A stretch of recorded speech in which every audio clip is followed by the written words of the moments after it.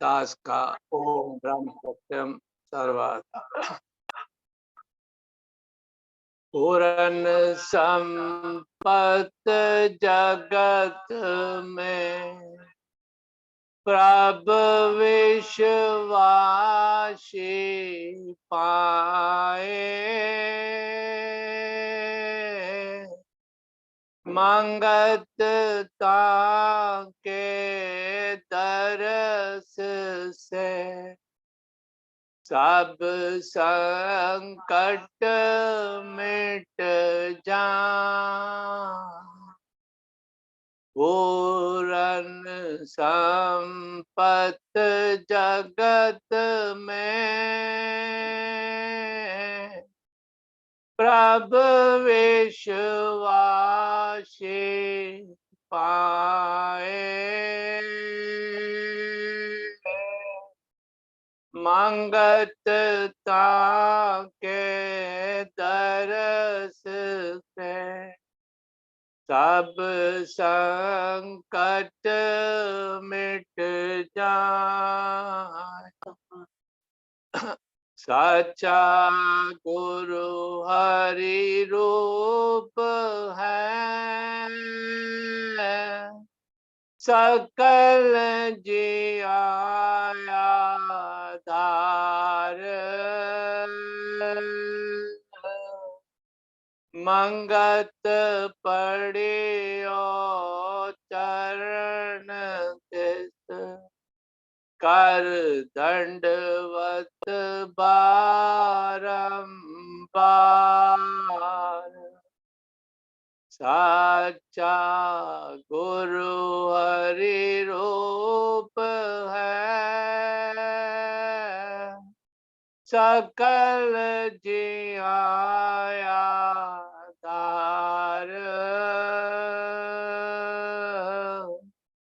मंगत पड़ियो चरण तिस कर दंडवत बारंबार।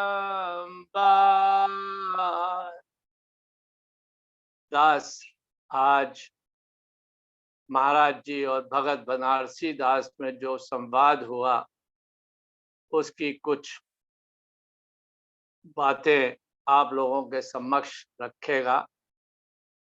जीवन गाथा भाग 1 पर प्रश्न नंबर 77 पर 40 पर सिमरन संबंधी संवाद।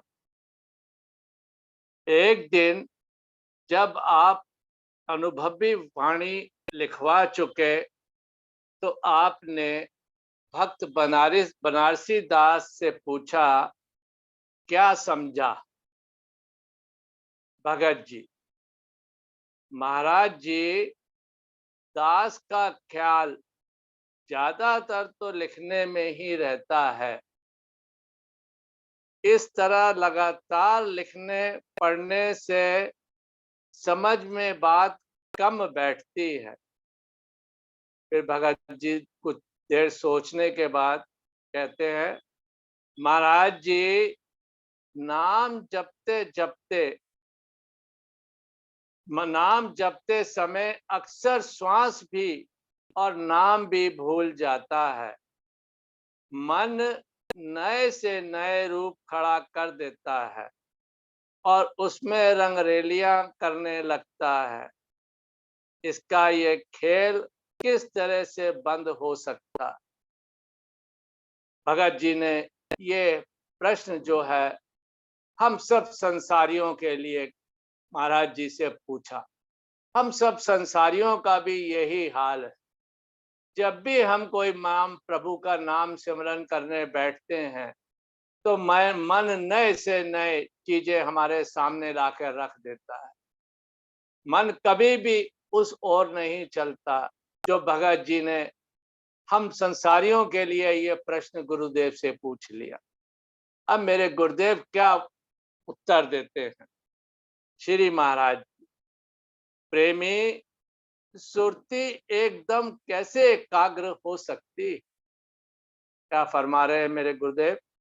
प्रेमी, सुरती एकदम कैसे एकाग्र हो सकती है? जन्म जन्मांतर से ये बुद्धि वासना का पूर्ण रूप करने में लगी हुई है। जन्म जन्मांतर से ये बुद्धि वासना को पूर्ण करने में लगी हुई है, निर्वास होने की कोशिश ही नहीं करती। बड़े भाव से गुरुमुख जीव को भक्ति प्राप्त होती है। क्या फरमा रहे हैं मेरे गुरुदेव? बड़े भाग्य से गुरुमुख जीव को भक्ति प्राप्त होती है, क्योंकि मनमुख तो उस ओर चल ही नहीं सकता है, क्यों? वो संसार में ही ग्रसित रहता है। यानी जब तक इसमें चित्त न दे तब तक कैसे एक धारा पर आ सकती है। हर समय श्वास के साथ नाम उच्चारण करो। क्या फरमा रहे मेरे गुरुदेव? हर समय श्वास के साथ नाम उच्चारण करो। मुंह बिल्कुल बंद रहे, रीढ़ की हड्डी बिल्कुल सीधी रहे, आसन ठीक तरह पहले बिछाकर बैठना चाहिए, गर्दन बिल्कुल ना झुकने पाए। गर्दन का झुकना गफलत की निशानी है, यानी बेहोशी की निशानी है। गर्दन उस समय झुक जाती है जब अभ्यास के समय आलस और निंद्रा आ घेरते। कहते हैं जब हमारा ठीक प्रकार से आसन नहीं होता, जो गुरुदेव ने बताया है कि रीढ़ की हड्डी और गर्दन अगर हमारी सीधी नहीं है, तो आप देखिए अक्सर आपको आलस आएगा और मन जो है वो कभी भी नाम सिमरन की ओर नहीं लगेगा। 5 मिनट हम करके ऊपर प्रैक्टिकल करके देखें अपने आप पर, तो हमको पता लगता है कि हम 5 मिनट भी इस रीढ़ की सीधी हड्डी करके नहीं बैठ सकते, गर्दन सीधी करके नहीं बैठ सकते। गुरुदेव आगे भगत जी ने फिर प्रश्न किया महाराज जी से, भगत जी, महाराज जी आप भी तो किसी समय बिल्कुल झुक जाते हैं। क्या फरमा रहे हैं भगत जी? महाराज जी आप भी तो किस समय बिल्कुल झुक जाते हैं, बड़ी देर के बाद असली हालात में आते हैं। अब मेरे महाराज जी क्या उत्तर देते हैं? प्रेमी, ये अवस्था और चीज है, ये जल्दी नहीं आती। ये निर्भय अवस्था है, जब सुरती शरीर को बिल्कुल भूल जाती है, तब ऐसा होता है। क्या फरमा रहे हैं मेरे गुरुदेव? जब सुरती शरीर को भूल जाती है, तब ऐसा होता है। अब भगत जी फिर महाराज जी से पूछते हैं, बिना किसी प्रेमी का नाम लिए, कहा वह भी ऐसे झुक जाता है और बाज औकात गर्दन हिलाता रहता है, यानी कभी कभी गर्दन हिलाता रहता है। अब मेरे गुरुदेव क्या उत्तर देते हैं? प्रेमी जी, ये अपने साथ भी ठगी करता है और दूसरों को भी धोखा देता है। आप हम खुद सब देख सकते हैं और देखते हैं। कभी कभी सत्संगों में देखिए कोई प्रेमी आंखें मूंदा हुआ है और गर्दन हिला रहा है कि जैसे बड़े भावपूर्ण होकर वो जो है ये सत्संग हो रहा है वो सुन रहा है। जब सत्संग की समाप्ति हो जाए और उस प्रेमी से पूछो कि प्रेमी जी क्या आपने सुना, तो क्या यही उत्तर देगा कि बहुत अच्छा सत्संग था। कि प्रेमी जी क्या अच्छा था? कि भाई कहा तो है ना आपको बहुत अच्छा था। प्रेमी जी क्या सुना? कि ये सब मुझे नहीं मालूम। क्योंकि हम दिखावा करते हैं वहां बैठकर कि गर्दन हिलाने लगते हैं और ऐसे मस्त हो जाते हैं कि जैसे हमको सब समझ आ रहा है, हम बहुत ज्यादा भाव विभोर हो रहे हैं। आगे गुरुदेव क्या कहते हैं? जब सुरती नाम और श्वास के आने जाने को अच्छी तरह समझ कर आ जा रही है, नाम लगातार उच्चारण कर रही है, झुकने का मतलब ही क्या है? कह रहे जब श्वास ऊपर नीचे एकाग्र होकर चल रही है, जब हम नाम का सिमरन करते हैं, तो जो श्वास हमारी ऊपर जाए उसमें भी नाम का उच्चारण हो, जो श्वास हमारी नीचे आए उसमें भी उस परम पिता परमेश्वर का नाम का उच्चारण हो। तो मेरे गुरुदेव क्या कह रहे हैं कि फिर उसमें हमको झुकने का मतलब ही क्या है? जब किसी समय भाग्य से बड़ी मेहनत करके नाद प्रकट होता है, क्या कह रहे हैं मेरे गुरुदेव? बड़ी मेहनत करके किसी समय नाद प्रकट होता है, जब उस परम पिता परमेश्वर के दर्शन होते हैं, तब जाकर शरीर में भूलने वाली अवस्था आने लगती। जो कि महाराज जी से भगत जी ने प्रश्न किया, तो महाराज जी ने यहाँ पर आकर क्लियर कर दिया। अभ्यास के समय चौकन्ने होकर, कमर सीधी रखकर पूरे होश से नाम का उच्चारण करना चाहिए। अब भगत जी फिर महाराज जी से बात करते हैं। महाराज जी, जो प्रेमी सत्संगों में ही समाधि लगाकर बैठ जाते हैं, उनके बारे में आपका क्या फरमान है? देखिए, ये सब जो महाराज भगत ने प्रश्न पूछे, महाराज जी से वार्तालाप की, अगर हम अपने ऊपर घटाएं तो ये सारी बातें 100% हम लोगों के ऊपर ही लागू होती। क्या फरमाते हैं मेरे गुरुदेव महाराज जी? प्रेमी भरा हुआ घड़ा छलकता नहीं है।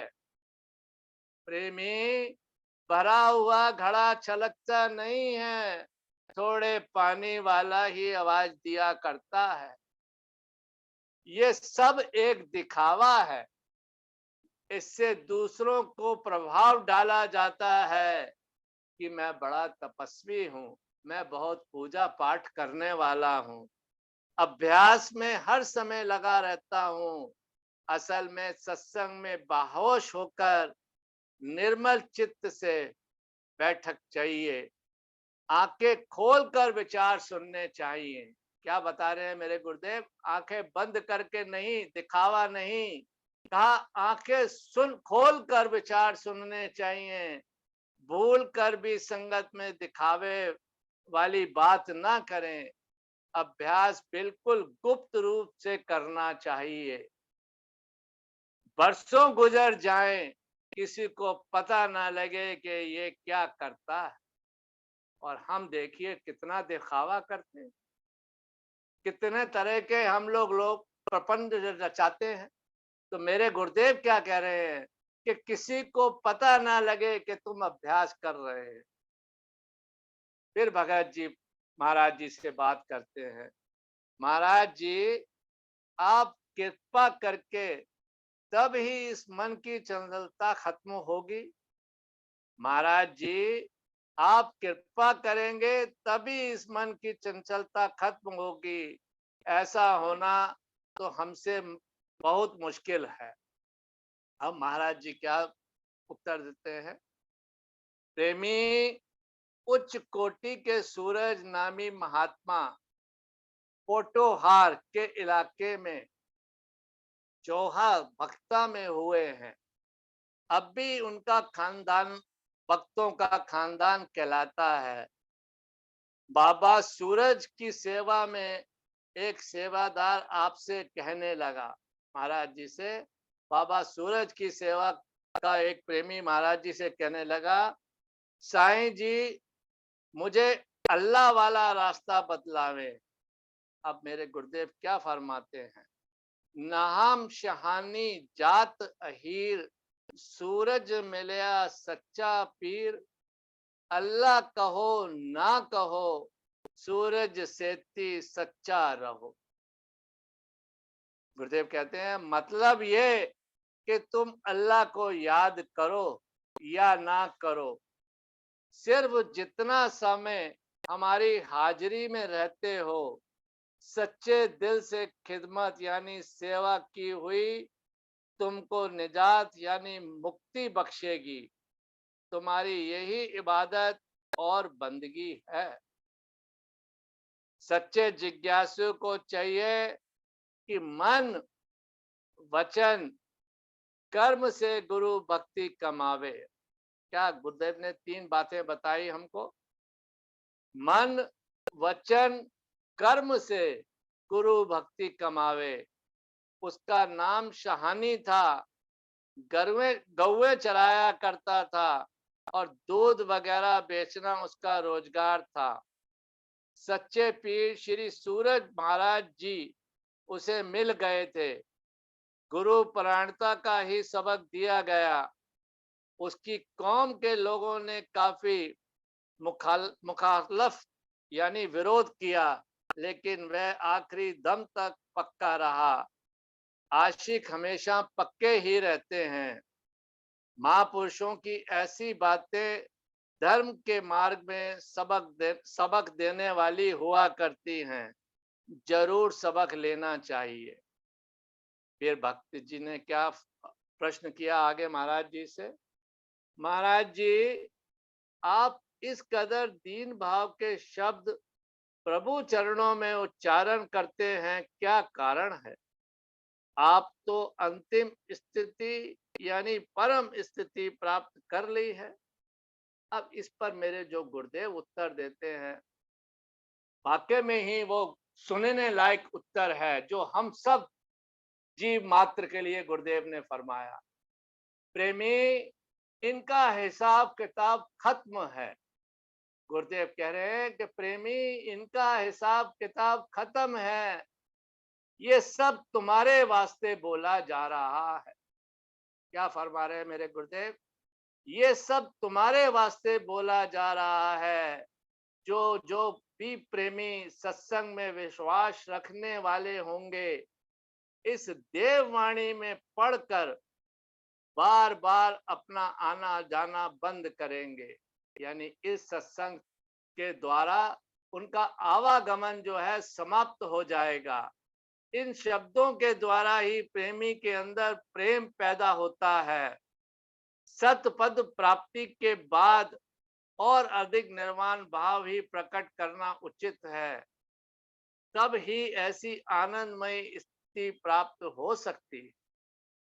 इसके बाद आपने भक्त जी को फरमाया, चलो संगत की सेवा करो।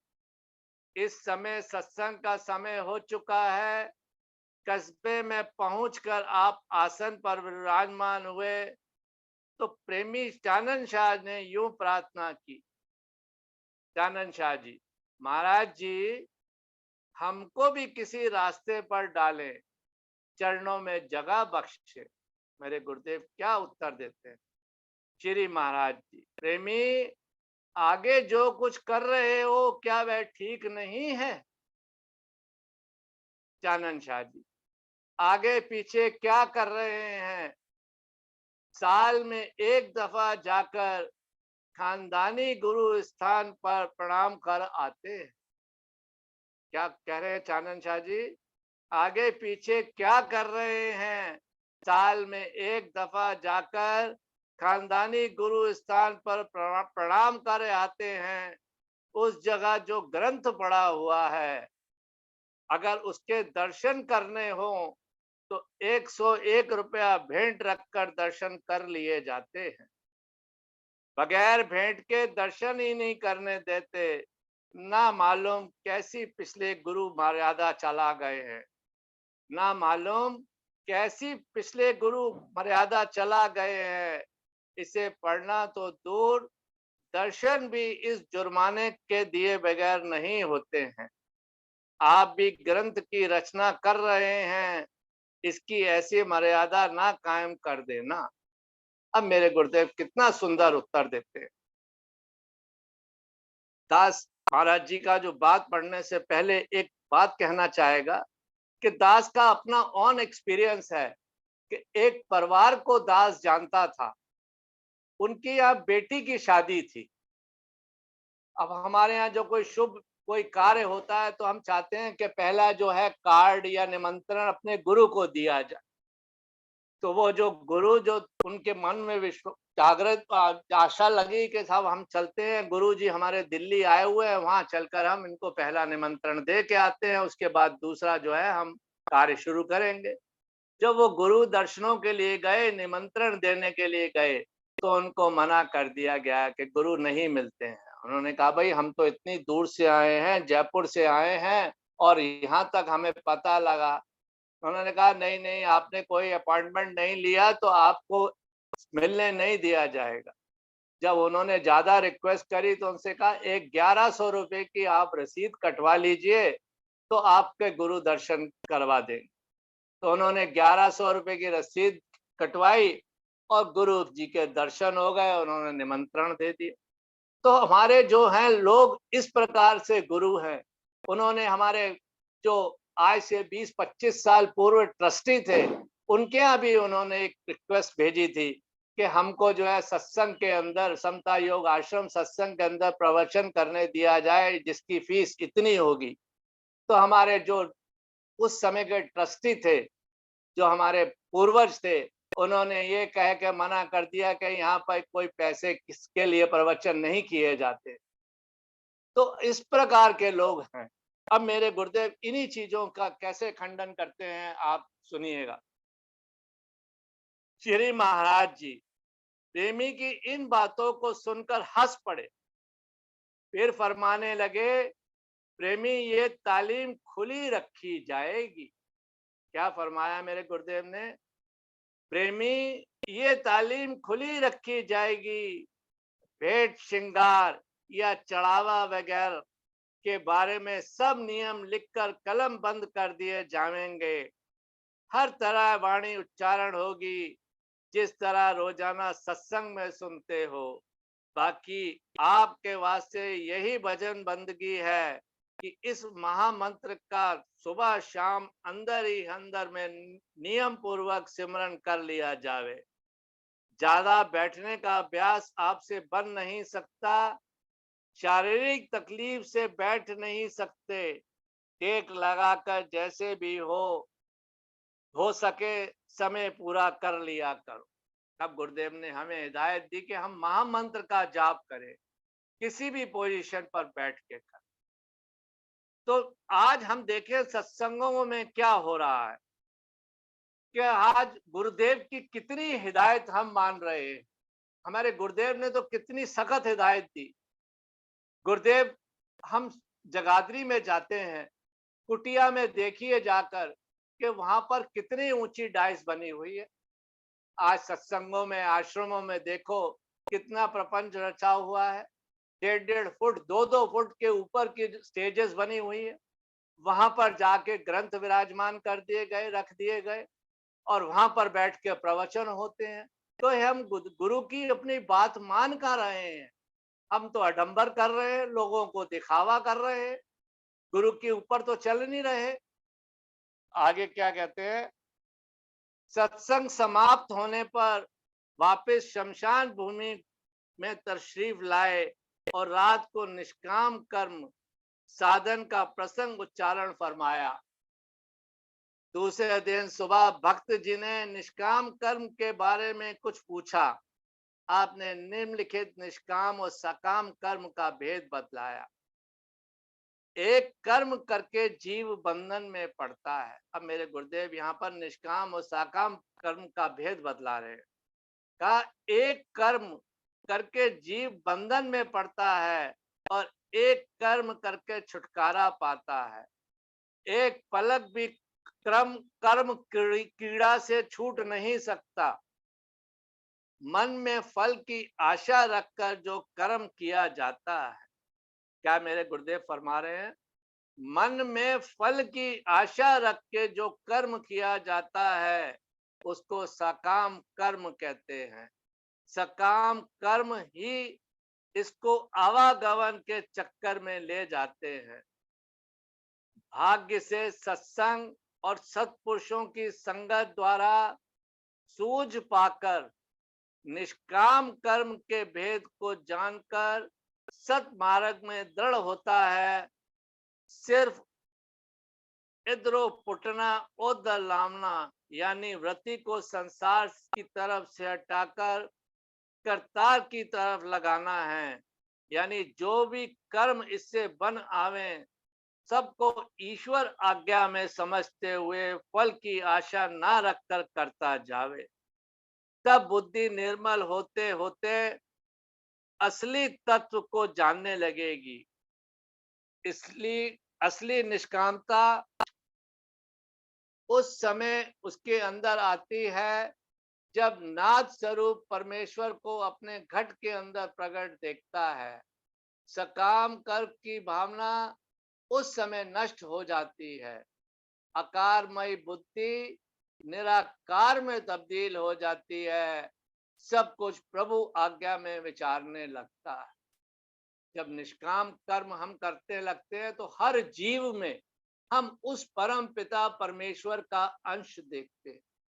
हर एक को उसी का ही रूप समझते हैं। बुद्धि हमारी समभाव हो जाती है और हमारे अंदर किसी प्रकार की राग द्वेष नहीं होता। हर एक को हम उस परमात्मा का ही अंश समझने लगते हैं। ये सत्य उपदेश सुनने के बाद आपने भक्त बनारसी दास से कहा, अब तू बता, किस धारणा को मन में धारण करके तू सेवा कर रहा है। अब गुरुदेव ने भगत बनारसी दास जी से पूछ लिया कि तुम मेरी सेवा क्यों कर रहे हो। तो भगत जी, महाराज जी, मैं नहीं समझा कि आपने क्या फरमाया। श्री महाराज जी, किन दौलत, मान बढ़ाई और संसारी पदार्थों की ख्वाहिश इच्छा रखकर तू सेवा कर रहा है। भक्त जी क्या कहते हैं, महाराज जी, दास को किसी दुनियावी पदार्थ की ख्वाहिश रखकर शरण में नहीं आया। महाराज जी, दास किसी दुनियावी पदार्थ की ख्वाहिश रखकर शरण में नहीं आया है, बल्कि उस शांति की तलाश में आया है जिस शांति को पाकर राम, कृष्ण, कबीर, बुद्ध आदि अवतार कहलाए। इसके अलावा कोई विचार नहीं। इसके वास्ते जो जरूरी हिदायत हो करें। श्री महाराज जी, प्रेमी, विचार तो तुमने बहुत ऊंचा धारण कर रखा है।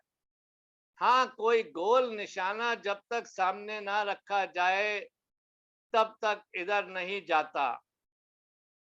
ऐसी ख्वाहिश के वास्ते बड़ी कुर्बानी की जरूरत है। बाकी इधर से जो कृपा करनी थी वह तो कर दी गई। अब तुम्हारी अपनी मेहनत है। ये सेवा वगैरह भी इस सतमार्ग में सहायक होती है। पहुंचने वाले अपनी अभ्यास की कमाई इस तरह से चलते रहो, खुद ही मालिक सब सबब बना देगा। ओम ब्रह्म सत्यम सर्वदा। दास से कोई त्रुटि हो तो क्षमा करें।